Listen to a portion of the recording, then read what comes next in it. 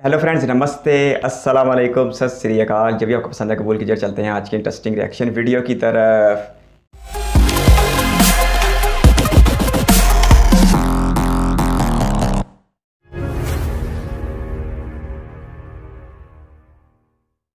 नमस्कार दोस्तों, मेरा नाम है Ashish Rathore. Indian rail dynamics channel में आपका स्वागत है। अगर आपने अभी तक चैनल को सब्सक्राइब नहीं किया है तो कर दीजिएगा। बुलेट ट्रेन प्रोजेक्ट के बारे में मैंने अभी आपको हाल ही में एक ऐसी जानकारी दी थी जिसमें आपने जाना था कि कितना काम अभी बुलेट ट्रेन में हो चुका है और कहां पर गर्डर बिछाने का काम भी अब शुरू हो चुका है।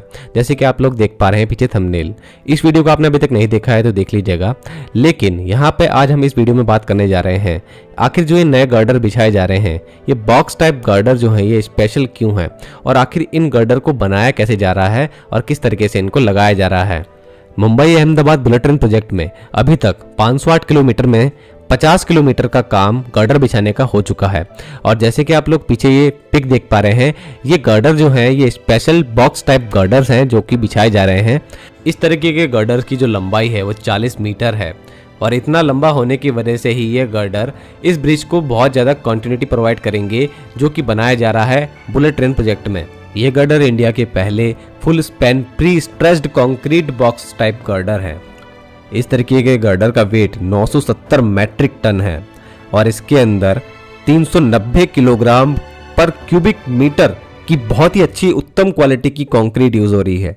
42 मैट्रिक टन का रेनफोर्समेंट स्टील इसके अंदर लगा है। जिन पियर्स के ऊपर इनको रखा जाएगा उनकी लंबाई 13.4 मीटर है।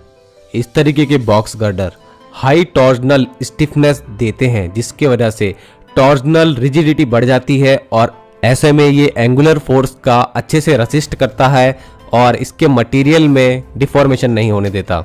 चलिए अब जानते हैं किस मेथड के द्वारा इसकी कास्टिंग की जा रही है। देखिए, ये प्री कास्ट स्ट्रेस्ड गर्डर है।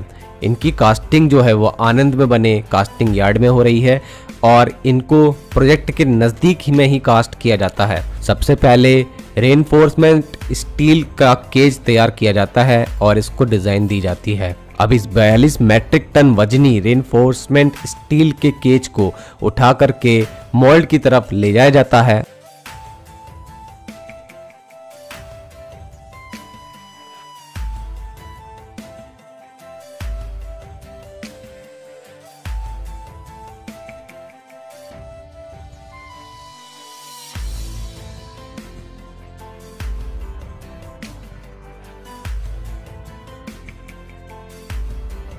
अब यहाँ पर इनर शटर इंसर्शन टेक्निक की मदद से इसके अंदर यहाँ पर बॉक्स नुमा आकृति देने का काम किया जाता है ताकि जब कंक्रीटिंग का टाइम आए तो अंदर कंक्रीट ना आ सके और बॉक्स तैयार हो सके।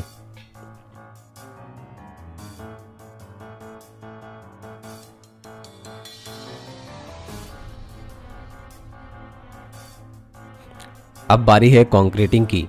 390 किलोग्राम पर cubic metre high quality concrete से यहां पर स्ट्रक्चर को भरा जा रहा है।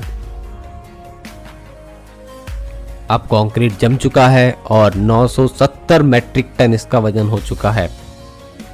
अब इसको स्ट्रैडल कैरियर की मदद से उठाया जाएगा और इसको शिफ्ट किया जाएगा ब्रिज वाली साइट पर। यह बहुत ही अत्याधुनिक स्ट्रैडल कैरियर है जो कि 1100 मैट्रिक टन तक के वजन को भी उठाने में सक्षम है।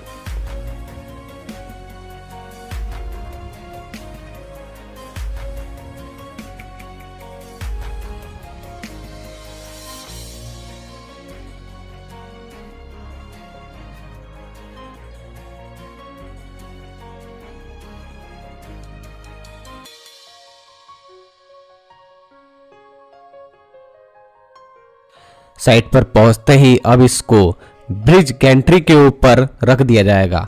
ये ब्रिज गैंट्री लगभग 216 टायर्स की मदद से इस ब्रिज के ऊपर चलेगी और आगे बढ़ते हुए प्रोजेक्ट में इस गर्डर को वहां ले जाएगी जहां पर हमारा सबसे लास्ट गर्डर लगा हुआ है और उसके आगे ये गर्डर लगा दिया जाएगा। और ऐसे ही धीरे धीरे करके ये ब्रिज गैंट्री ऐसे ही गर्डर को ट्रांसपोर्ट करती रहेगी और हमारा ये प्रोजेक्ट आगे बढ़ता रहेगा। तो इस तरीके से अत्याधुनिक टेक्नोलॉजी की मदद से इस प्रोजेक्ट के अंदर काम चल रहा है। ये हमारे देश का पहला बुलेट ट्रेन प्रोजेक्ट है। ये प्रोजेक्ट हमारे आने वाले और भी बुलेट ट्रेन प्रोजेक्ट जो इंडिया में होंगे भविष्य में, उनके लिए बहुत ही आसान कर देगा राह को, क्योंकि इसके अंदर हम जो इन्फॉर्मेशन गेन कर रहे हैं, इंडिया जिस तरीके से इसके अंदर अपने इंजीनियर्स को ट्रेंड कर रहा है जापान के सुपरविजन में, हम लोगों को आगे आने वाले टाइम में और भी शहरों में बुलेट ट्रेन प्रोजेक्ट आते दिखेंगे। आप लोगों का क्या कहना है इस प्रोजेक्ट के बारे में कमेंट सेक्शन में ज़रूर बताइएगा। अगर आपने अभी तक इस पूरे प्रोजेक्ट की जानकारी नहीं ली है तो कमेंट सेक्शन में मैंने वीडियो का पिन करा हुआ है, उसको देख लीजिएगा। आज के लिए इतना ही। वंदे मातरम, भारत माता की जय। इंडिया के पहले बुलेट ट्रेन प्रोजेक्ट के बारे में अच्छी खासी मालूमात हासिल की है, लेकिन जो टेक्निकल मालूमात आज बताई जा रही थी वो सच में हैरान कर देने वाली थी। और सबसे ज़बरदस्त बात तो ये थी कि 970 मीट्रिक टन का एक बड़ा जो एक पीस है पूरा, जिसकी जो 40 मीटर जिसकी लेंथ बताई जा रही थी, ग्रेडर या गेडर का लफ्ज़ इस्तेमाल कर रहे थे।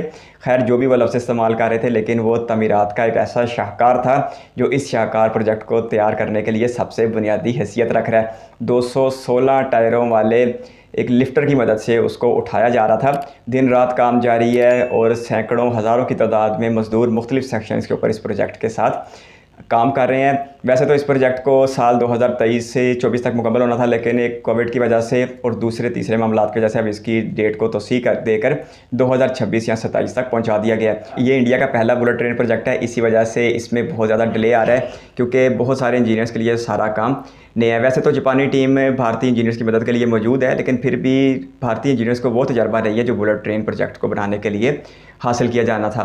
लेकिन अब चूँकि जब ये प्रोजेक्ट मुकम्मल कर लिया जाएगा तो आने वाले जितने भी बुलेट ट्रेन प्रोजेक्ट भारत में बनेंगे तो फिर भारतीय इंजीनियर्स की आउटपुट बिल्कुल वैसी होगी जैसी वंदे भारत को लेके सामने आती है। यानी फिर महीनों का काम हफ्तों में और सालों का काम महीनों में होता हुआ भी दिखाई देगा। अब ख़ास तौर पर अगर इस बुलेट ट्रेन प्रोजेक्ट की बात की जाए तो 508 किलोमीटर की लेंथ के साथ ये भारत के रेल लवर्स के लिए एक ड्रीम प्रोजेक्ट की हैसियत रखता है।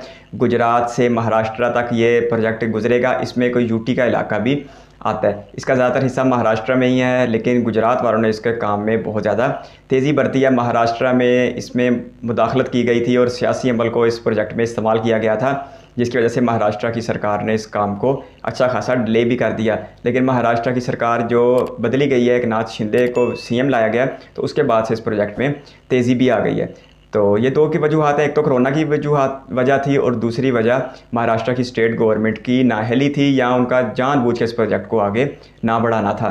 खैर 3-3.5 घंटे में ये सफ़र तय कर लिया जाएगा 508 किलोमीटर का। 2017 में जब जापान के वज़ीर आज़म इधर इंडिया आए थे तो अहमदाबाद में इस प्रोजेक्ट का फाउंडेशन स्टोन नरेंद्र मोदी ने रखा था सितंबर 2017 में। वैसे तो इन दोनों शहरों के दरमियान कुछ अर्सा पहले ही एक वंदे भारत का भी आगाज़ कर दिया गया जो गांधीनगर से मुंबई तक चलती है। लेकिन बुलेट ट्रेन प्रोजेक्ट मुकम्मल होने के बाद जब ये मुसाफत 3 से 3.5 घंटे में तय कर ली जाएगी तो फिर जो आज लोग जहाज़ों पर सफ़र करते हैं उसमें भी अच्छी खासी कमी आ जाएगी और लोगों को उतने ही वक्त में जितना आज बाई एयर वक्त लग जाता है उतने ही वक्त में अहमदाबाद से मुंबई जाने का मौका भी मिल जाएगा। और इन दोनों अमर्जिंग सिटीज़ के लिए ये चीज़ बहुत ज़्यादा ज़रूरी भी थी। वेस्ट इंडिया में पहला प्रोजेक्ट है और इंडिया का ही पहला प्रोजेक्ट है, इस वजह से इसमें डिले भी अच्छे खासे आ रहे हैं। लेकिन जो ही ये टीम तजर्बाकार हो जाएगी तो फिर बहुत ज़्यादा आसानी हो जाएगी मुस्तक़बिल में ऐसे प्रोजेक्ट को बनाने के लिए।